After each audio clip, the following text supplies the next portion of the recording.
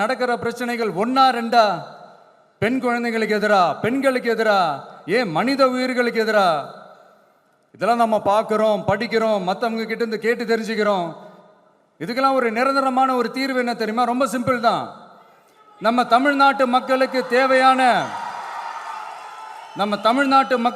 தேவையான அடிப்படை வசதிகளை பாதுகாப்புடன் முறையாக முழுமையாக அளிக்கும், மக்களை உண்மையாகவே நேசிக்கிற ஒரு நல்ல அரசு.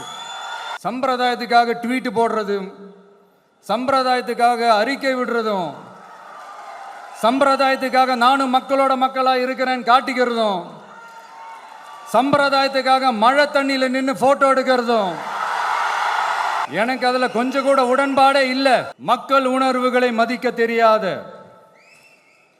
மக்களுக்கு அடிப்படை சமூக நீதியான பாதுகாப்பை கூட உறுதி செய்ய இயலாத, கூட்டணி கணக்குகளை மட்டுமே நம்பி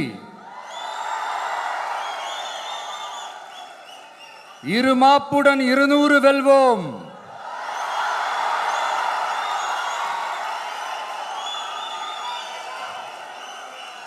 என்று எகத்தால முழக்கமிடும் மக்கள் விரோத ஆட்சியாளர்களுக்கு என் மக்களோடு இணைந்து நான் விடுக்கும் எச்சரிக்கை,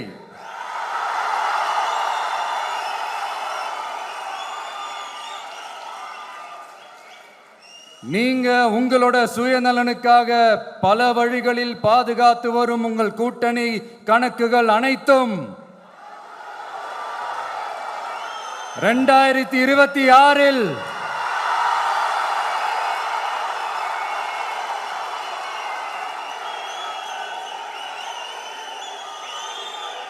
மக்களே மைனஸ் ஆக்கி விடுவார்கள்.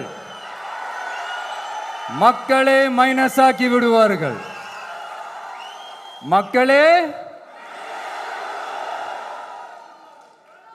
இப்பொழுது திடீரென்று திராவிட முன்னேற்ற கழகம் இந்த மக்களுக்காக என்ன செய்தது என்ற கேள்விகள் தேர்தல் நெருங்குது இல்லையா?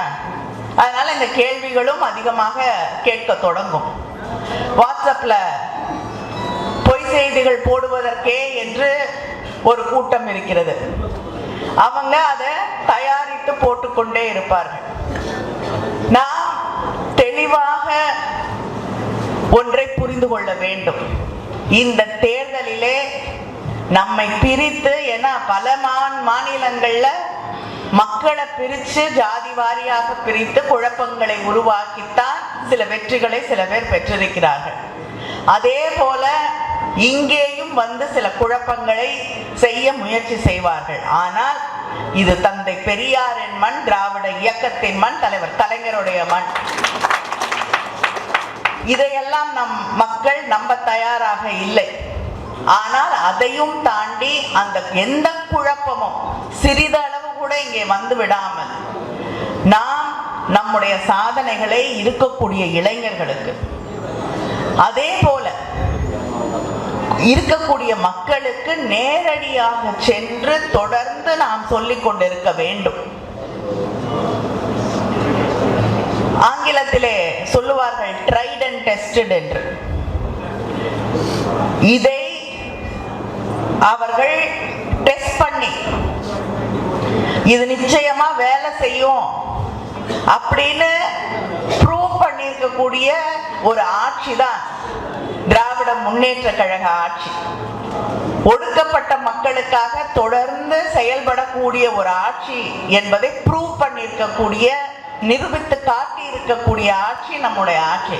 இன்னைக்கு வாய் சவடாலாம் நிறைய வரலாம், ஆனா நிஜத்துல எவ்வளவு வரும்னு தெரியாது. இது மாதிரி பேசினவங்க நிறைய பேர் ஒன்னத்தையும் செய்து காட்டியது இல்லை. அதை நாம் மக்களுக்கு புரிய வைக்க வேண்டும். இதே மக்களை ஏமாற்றி வட மாநிலங்களிலே ஆட்சிக்கு வந்திருக்கக்கூடியவர்கள், அதே யார் ஓட்டை வாங்கி ஆட்சிக்கு வந்தாங்களோ அதே மக்களை ஒடுக்கி கொண்டிருக்கிறார்கள். அதே மக்களுக்கு எந்த உரிமையும் கிடைக்காமல் செய்து கொண்டிருக்கிறார்கள். ஒரு காஸ்ட் சென்சஸ் எடுக்கிறதுக்கு கூட அவங்க வந்து ஜாதிவாரி கணக்கெடுப்பு எடுப்பதற்கு கூட அவர்கள் முன்வர தயாராக இல்லை. இப்படிப்பட்ட ஒரு சூழலிலே உண்மையாக இந்த மக்களோடு நிற்கக்கூடியவர்கள் திராவிட முன்னேற்ற கழகத்தை சேர்ந்தவர்கள், நம்முடைய முதலமைச்சர் அண்ணன் தளபதி அவர்கள் என்ற அந்த செய்தியை நாம் ஒவ்வொரு வீடாக, ஒவ்வொரு இளம் பெண்ணாக, இளைஞனாக, அந்த சமூகத்தை சேர்ந்த அத்தனை பேரிடமும் கொண்டு சென்று சேர்க்க வேண்டியது நம்முடைய கடமை. கூட்டங்கள் வழியாக, வாட்ஸ்அப் செய்திகள் வழியாக, சோஷியல் மீடியா வழியாக, அது மட்டும் இல்லாமல் கிராமத்திலே தெருமுனை கூட்டங்கள், திண்ணை கூட்டங்கள், திண்ணை பிரச்சாரங்கள், வீடுக்கு கல்யாண வீட்டுக்கு போறீங்க அங்கே பிரச்சாரங்கள், ஒரு 10 பேர் சேர்ந்து எடுக்கக்கூடிய இடங்களிலே அங்கே தொடர்ந்து இந்த சாதனைகளை எடுத்து சொல்லுங்கள். இது திராவிட முன்னேற்ற கழக ஆட்சியிலே, நம்முடைய முதலமைச்சர் அண்ணன் தளபதியின் ஆட்சியிலே பயன்பெறாத குடும்பம் என்பது எதுவுமே கிடையாது. அந்த குடும்பங்களை நினைவுபடுத்துங்கள். ஏன்னா வாங்கி முடிச்ச உடனே மறந்துடுவாங்க. சில பேருக்கு தான் நினைவு இருக்கும். அதனால் நினைவுபடுத்துங்கள். இருக்கக்கூடிய திட்டங்களை அவர்களிடம் கொண்டு போய் சேருங்கள்.